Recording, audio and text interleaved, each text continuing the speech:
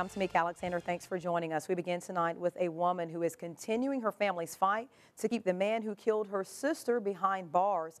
In tonight's top story, WVUA's Travis Leader tells us how one daughter is following in her mother's footsteps to keep convicted murderer Charles Michael Brewer behind bars. Like this year, more than ever, there could be a chance that he would be released. Janet Edmonds is trying to keep Charles Michael Brewer in jail for life for murdering her sister Diana Lynn Holland more than 30 years ago. Because of how long Brewer has been behind bars, she's afraid the parole board would show leniency. District Attorney Tommy Smith says Brewer should never be a free man again. He is a serial attacker, and if the feeling has always been that if he is released, then there would be nothing to stop him from doing what he's done many times in the past. Originally, Edmonds' mother, Betty, took the forefront in the fight to keep Brewer behind bars. Now that she's deceased, Edmonds is making sure she continues Betty's decades of effort. She was just the perfect person. We should have not been under the circumstances. She's the perfect kind of person to put forth the type of struggle that she did. Smith says strong family backing helps when someone approaches the parole board.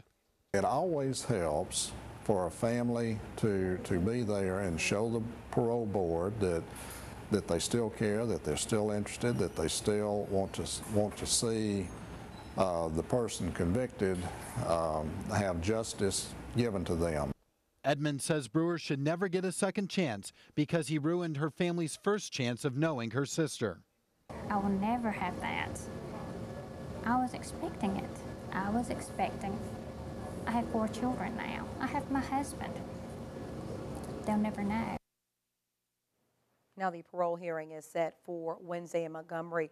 Edmonds' mother, Betty Holland, was an advocate for victims of crime. She helped push for measures to let families know when parole hearings are scheduled. Well, turning now to the weather, let's get a first check on Alabama's home team forecast with WVUA's Daniel Sparkman. Hey, Daniel, nice day out there today. Yeah, Tamika, it turned out to be a pretty nice day. We got those temperatures up to the middle 60s across much of the area. Right now, the temperature is 56 in Tuscaloosa, 55 in Birmingham, 53 down in Linden, and 57 in Utah. Well, another big thing that we've all noted today is that the clouds are starting to push on out of Alabama. We're slowly starting to see those clouds get out of here.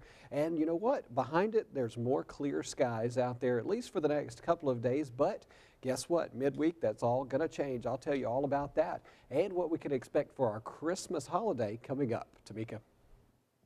Thanks, Daniel. Due to the recent school shooting in Connecticut, security was stepped up in schools here in West Alabama. Deputies and other resource officers were in Tuscaloosa County and city schools this morning. We talked to officials from both school systems about how they are taking a closer look at security measures in their schools. We do have a secure plan in place. Hopefully we'll never have to execute it, but if we ever do, it's in place. We carry out our drills every month. The children know what to do, all faculty and staff know what to do, and many of our parents know what to do as well in the event that it does have to be used.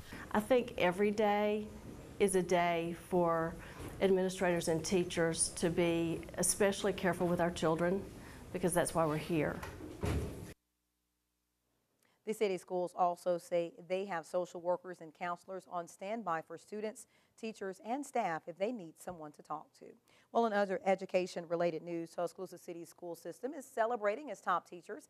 WVUA's Tommy Townsend takes you to Tuscaloosa's very first Apple Awards.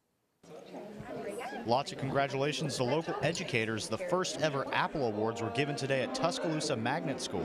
Superintendent Dr. Paul McKendrick is happy with the turnout. This was the first year in several that we've had a representative from every school, and that makes it really important, and it means that people are seeing it as an important feature.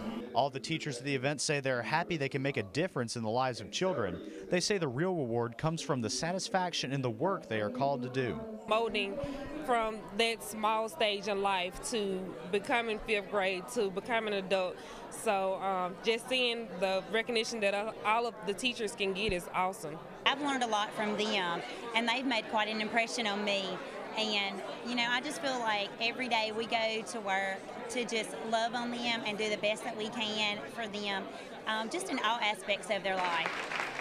And the educators being honored tonight affirm that many, many more in the system are worthy of praise. We don't really go to work and do this to try and win an award. You know, we do it for the kids every day, but it's always nice to be appreciated. It feels great to be appreciated and to be recognized for that, for the hard work that all teachers do, not just the people here with the medallions on. Every teacher deserves this award because every teacher comes in every day with the goal of teaching and learning and changing lives. Administrators told us just how much they appreciate their hard work. I just want them to know that we do think of them highly and are committed to them and want to show it through this celebration tonight. In Tuscaloosa, Tommy Townsend, WVUA News. The winners of the state level awards tonight were Kathy Perkins, William Thomas Flowers, Nancy Huffman Reed, and Jennifer Hines. Well, the Mercedes-Benz auto workers in Tuscaloosa County have built more vehicles in 2012 than any other year in the plant's history. By the end of the year, the tally is expected to be about 182,000 vehicles, and the output is just one of the records set by workers this year. The value of exports shipped from the plant is also expected to reach a new level. On your Education Watch, a new beginning for Holt Elementary. Students at Holt Elementary have spent the last 20 months at the Lloydwood campus, but that's about to change. Today started one big move to relocate the school. Items such as file cabinets, tables, and some computers are now in the original building. Principal Debbie Crawford says some volunteers even came out to help get this move complete by Friday. Crawford also says it will take extra time from teachers to put the finishing touches. The sad thing is many of our teachers will be working some during the holidays, but they know they've got to do this to be ready for the children on January the 7th. Students would not have to go to school on Thursday and Friday due to the move.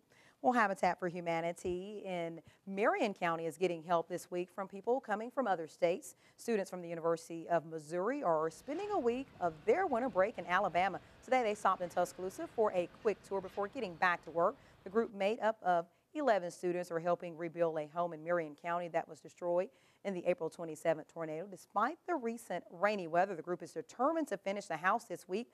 Alicia McPherson says carpentry is new to her, but helping out another state was an easy decision. We've been able to come together and, like they've said, do something completely new and different, really take ourselves away from the comfort and hopefully have at least some impact down here. So it's been wonderful. So far, Habitat for Humanity in Franklin and Marion counties have completed 6 homes. Well, some new changes are underway for firework vendors in the city of Northport. The Northport City Council approved a measure banning the sale or use of fireworks within city limits. But after some talks between firework vendor Glenn Dodd and elected officials, a compromise was made to allow the sale and use within their police jurisdiction as long as it's not in city limits. Now, the council passed the measure by a vote of 3-1. Councilmember Judy Hayes was the lone no vote. Hayes says that she's against allowing the measure because of safety concerns. Well, 1 week from tomorrow will be Christmas, but you don't have to wait that long to see Santa Claus and ask him your question. St. Nick is dropping by WVUA TV's First at 4 and WVUA News at 5 this Friday, December 21st. If you have a question, email them to us at news@wvuatv.com or send them to us on WVUA's Facebook page or Twitter.